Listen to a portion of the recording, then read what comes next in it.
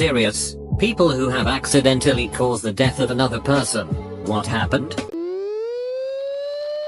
When I was younger playing Xbox whilst at my grandparents' house, I had left the room to go to the bathroom, leaving my wired controller on the floor. I suddenly hear a thud and decided to finish my business before seeing where it had came from. Whilst cleaning up, I heard a scream from my grandma and was told to stay in the bathroom. And so I did. Found out that my grandfather had accidentally stood on my controller and fell over the wire, cracking his skull open on the table, and was announced dead at the scene when the ambulance arrived. I am now extra cautious with where I leave items, encouraging my younger brother and sister to clear up their mess once they're done.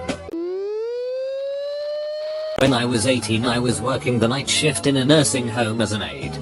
Part of my job was to turn the paralyzed patients every 2 hours to make sure they didn't get bed sores etc.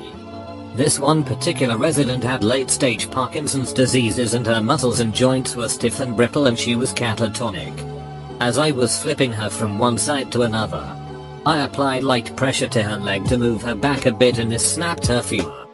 Given her age and health, the doctors decided that surgery was dangerous and she would have to heal on its own, if at all. Because of this we could no longer flip her, which resulted in bed sores.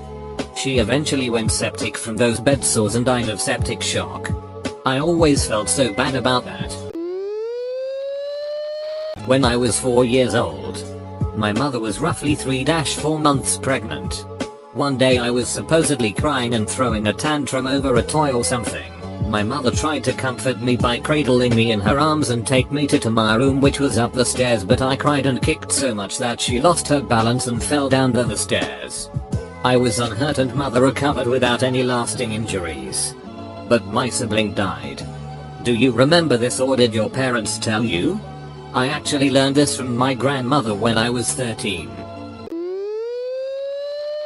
When I was 4 and visiting Japan, I opened back door of a car in Japan to the sidewalk, but a motorcyclist driving in that space between the curb and road slammed into it. Blood everywhere. I don't remember the exact aftermath since I was so young, but everybody was screaming and I just sat there not understanding exactly what was happening until my mom ran off the scene and into the building in tears.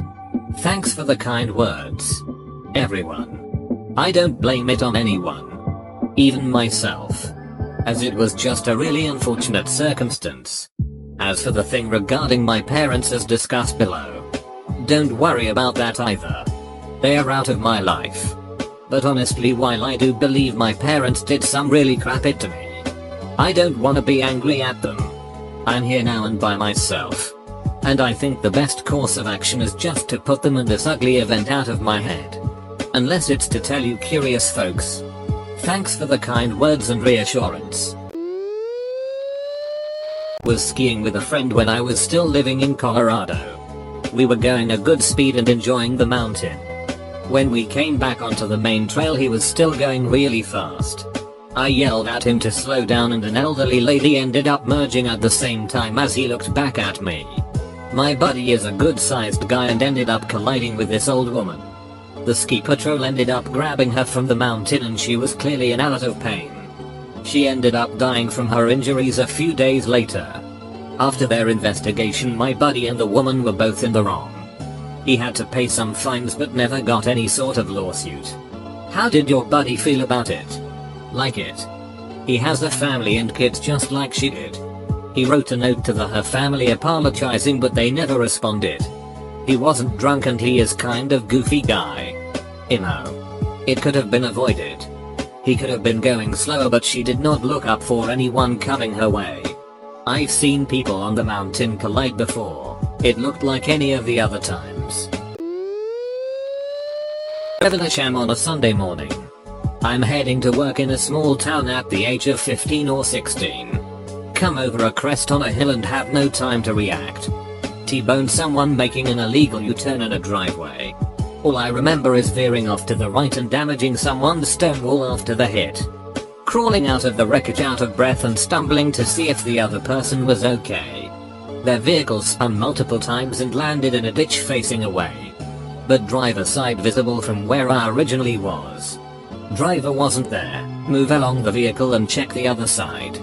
Driver is hanging out of the passenger side window with a steady stream of blood from their skull.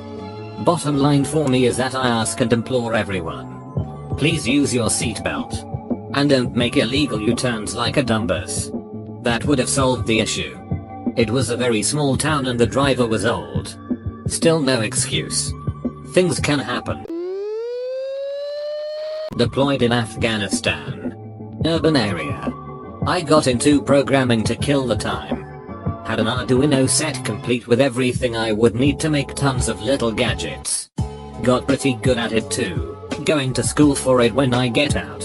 When it came time to go home, I didn't have room to take the kit with me, so I threw it out. Keep in mind, locals work on this base, and in my time there, at least 3 have been kicked out for ties with the Taliban. Within an hour of tossing the kit, it had been taken. Didn't think anything of it. Probably some other soldier thought it was cool and took it. Big base. Anything could happen. About 3 weeks after we left, an IED went off outside the gate. No NATO casualties, but about 20 civilians died in the blast. EOD reported that it was a strangely sophisticated bomb. They used my kit. My negligence gave them the means to kill 20 innocent people. I've never told anyone in the world about this, and it haunts me to this day. War survivor from Chechnya 94-96 war. I told a girl, maybe 17-year-old, to run out from the apartment building because I was so sure it was going to collapse. It didn't collapse. And she ran out into a hail of gunfire and died. I was so scared that I stayed in the building and it just never collapsed the entire time. So I left out the back. I often think about that. It was such a quick decision. She was right near the door. I was on my way out because the building felt like it was shaking. And I saw her and said run out. The roof is gonna fall, and she ran out in a hurry and got blown apart by gunfire. Shrieking in pain until she was hit again and presumably died. I wish I didn't tell her that, obviously. It still sort of haunts me to this day. Especially her screaming. But I also know that I made the decision in goodwill, trying to save her life. And to be fair, the building really felt like it was going to collapse. And everyone was running out. Not just me. Anybody would have told her to run as well. Nobody knew they were opening fire on the building.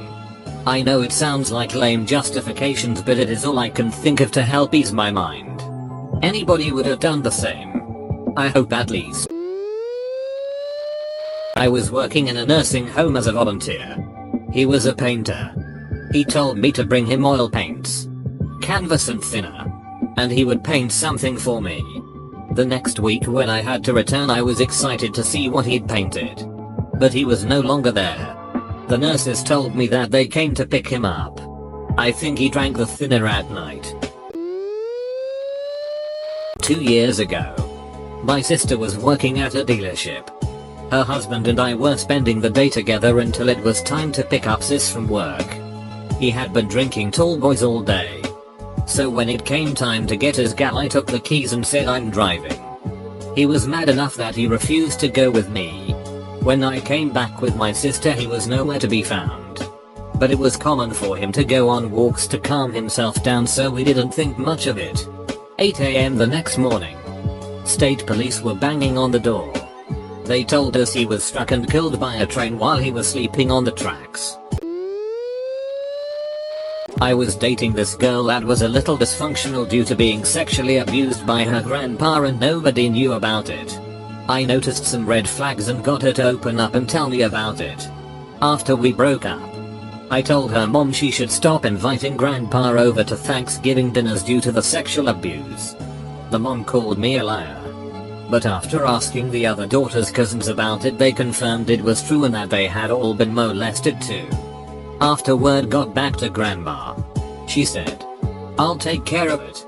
Fast forward a week and grandpa is dead.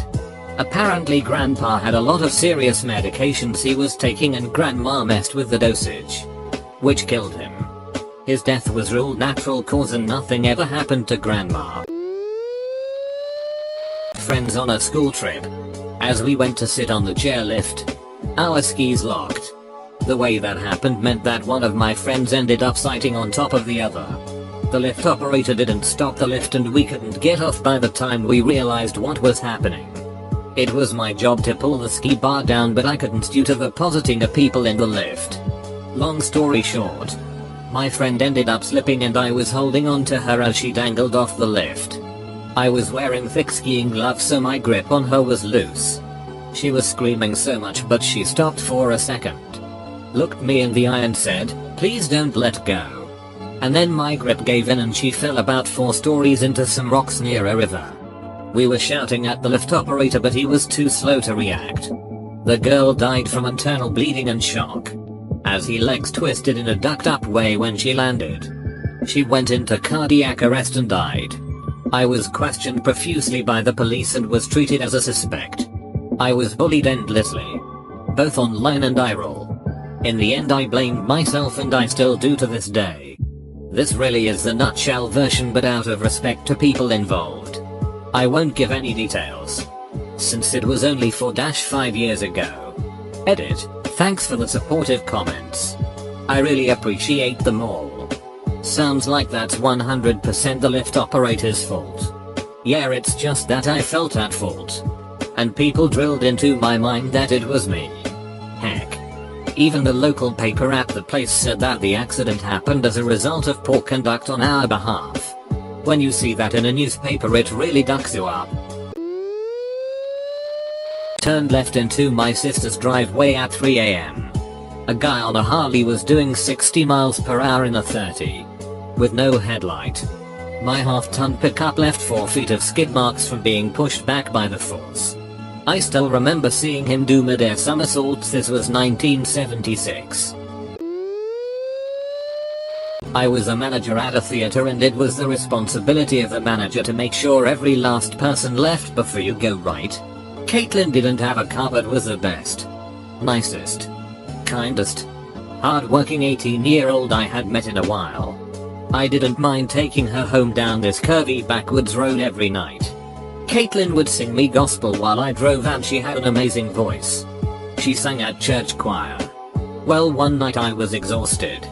I had worked 2 long shifts back to back. I wasn't sure I should be driving, much less taking someone else home. So I asked another employee. Not their job, they reminded me. I know, and I pressed anyways. Caitlin asked if it was okay. I said sure, everything is fine. And I watched as I put her in. Called her mom so they knew a different car was coming, and went home. Next day at work I was pulled aside as soon as I got there and was told they had an accident. The girl, Tiffany, that I asked never drove on dirt roads and said she took the curve too fast. She was injured for life and will never walk straight again. Beautiful Caitlin died. Her mother came in that night and saw me. Walked right up to me and stated, smacking me in the face, screaming I had killed her daughter by making the decision for her. I watched her collapse in anguish, squeezing my arms, and I just let her. In front about 3K people. I felt tears rolling down my hot face. Regardless of what people say, I still after 12 years blame myself. I think of her often, and I suppose I might forever. Edit.